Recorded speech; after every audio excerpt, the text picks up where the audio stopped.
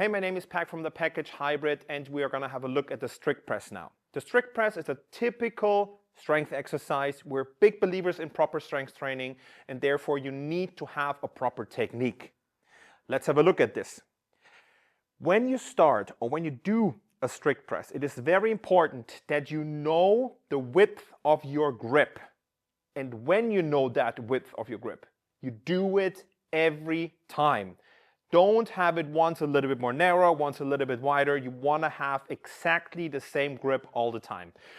The lucky thing is these barbells have a knurling, and the knurling distance is always the same. It doesn't matter which barbell you're taking, this is a standard.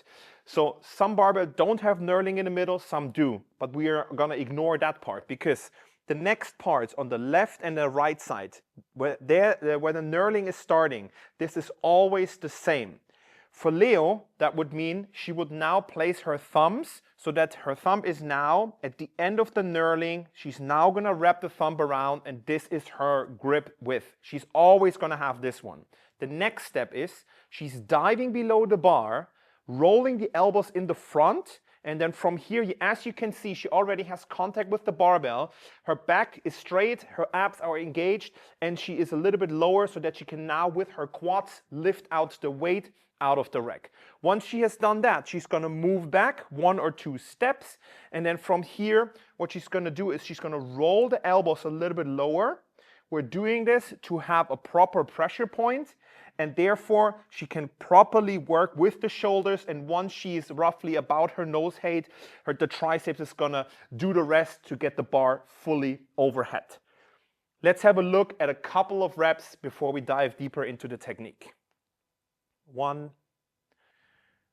2, and then the last one, 3. Good. Let's have a quick look at the technique. For this, Leo is now turning a little bit so you can see it better. Obviously, when you do that in your gym, you always face the rack. Like I said, the elbow is slightly in front of the bar. Once she starts the movement, her chin is moving back, so she's tucking it in. Then she goes up, and once the barbell is higher than her eyes, she's now pushing her head back into the front. So tuck back, up, head goes through. Imagine you want to open a window, and once it's open, you want to see what your neighbors are doing. So what you're doing is you actually put your head through because you want to see what's happening outside. She's doing it one more time. Tuck the chin back, and then back up there, and then down. Next thing, your knees are always fully locked out. You never do a push press, which would look like this. Once you bend your knees, this is a push press. This is not what we want to see. We want to have a strict press. And then something we also don't want to see is her overarching the back. So Leo's now going to lean far back with her upper body and then up. She's going to do it even more extreme. She's going to really lean backwards and now pressing up, and then at the end, pushing the head through. As you can see, that brings her a lot out of balance, something that we really don't want to see.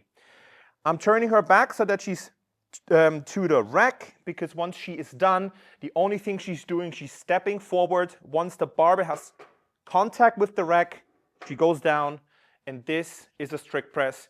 We're going to put this in many different variations into the programming. So therefore, enjoy this one, do it properly, engage your abs. This is very, very important. Just imagine there is a boxer in front of you who punches you in your guts. Keep the technique up and enjoy the strict press.